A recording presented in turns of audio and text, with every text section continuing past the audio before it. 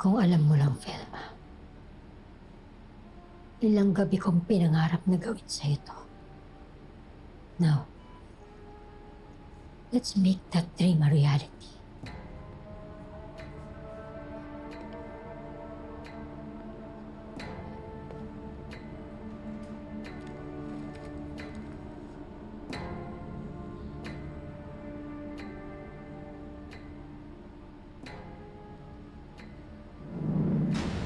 Hazel?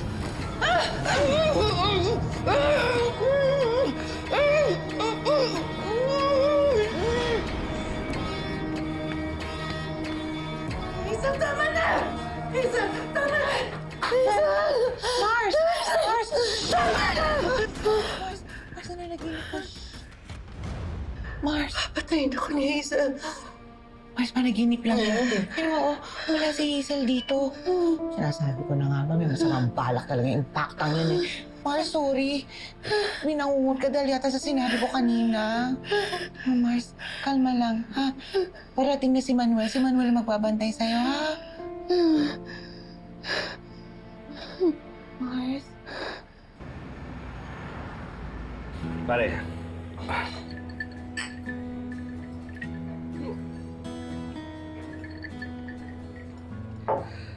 Alam ko, kaayos na tayo nung nasa Davao pa lang. Pero, hindi pa kasi ako formal na nakakapagpasalamat sa'yo sa lahat-lahat ng nagawa mo sa pamilya ko. Tsaka, hindi pa kasi ako nakakahingi ng tawad sa'yo. Pare, sorry talaga. Kasi, akala ko kalaban ka eh. Karibal. Pinagsilosan pa kita. Karapatan mo yon. At naiintindihan ko. If I were in your position too, ganun din ang iisipin ko. Oo pare, pero hindi lang kita pinag-isipan ng masama eh. Ilang beses pa kitang pinag-initan. Yun naman pala, mali ako. Alam mo pare, nung narinig ko yung mga sinabi mo kay Hazel, wala yung galit ko eh. Yung selos ko. Tsaka humahanga ako sa pagkatawa mo. Ngayon, mas naiintindihan ko na kung gaano kahirap tsaka kung gaano kabigat yung sitwasyon mo. Manuel, kinakaya ko. Dahil nirerespeto ko kayo ni Felma. Ano pare? Buti kang tao pare. Sana magbago. Hindi ha. Mamahalin ko pa rin si Felma bilang kaibigan. At yung mga bata bilang parte ng buhay ko. Hindi, pare, bilang mga anak pa rin. Ikaw yung tumayong tatay nila nung wala ako eh. Kaya nga gusto ko sana, ikaw yung tumayong pangalawang tatay nila. Tsaka sana, maging magkaibigan tayo, pare. Yung totoong magkaibigan, ha? Bro? Bro. Oh. Sige. Ay. Ginang naman. Ingat na ingat kaming magkwento kay nanay tapos kayo. Sorry na inaanak, kasi hindi talaga maatim ng puso ko na tinatawag niya yung duwende na Mars. Dahan-dahan ho na ya. Hindi. Gusto ko lang. Tingin ko. Okay. Dahan-dahan, nagbukan. Ay, nice. Sus. Oh, salamat.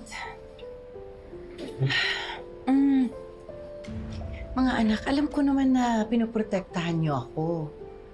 Eh, mabuti nga sinabi sa akin eh. Pas na. Hindi ko pala kaibigan si Hazel. Actually, Nay, matagal ko na po talagang gustong sabihin sa inyo yan eh.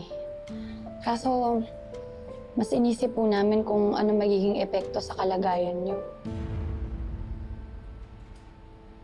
Ano bang ginawa sa akin ni Hazel?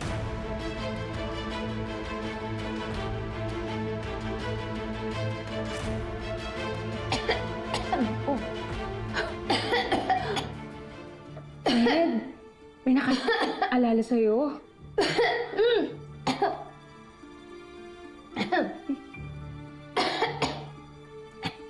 Hindi na nakaalala.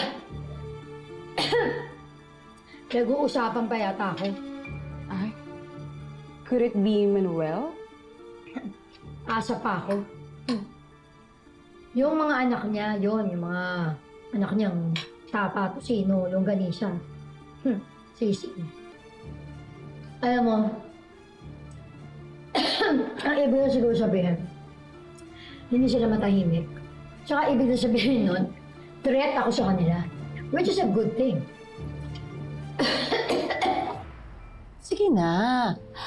Ano bang ginawa sa akin ni Hazel? Nay, madami. Hindi lang ho sa'yo. Sa ating lahat. Naku, nuknukan pala ng sama yun. To the highest level po, Nay. Nay? Mars? Nay? Okay lang ako. Hindi na nga natin to. Huwag na natin pag-isipin pa si nanay. Oo nga, tsaka pag-usapan natin yung paggaling niya. Ano, may nakapag-desisyon ka na?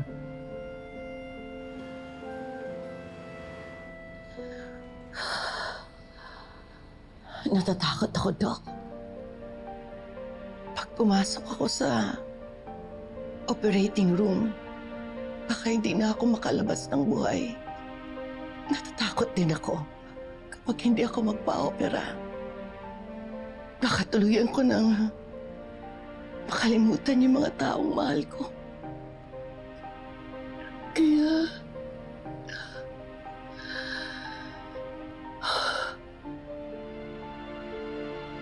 Opo, Doc. Magpapa-opera na ako.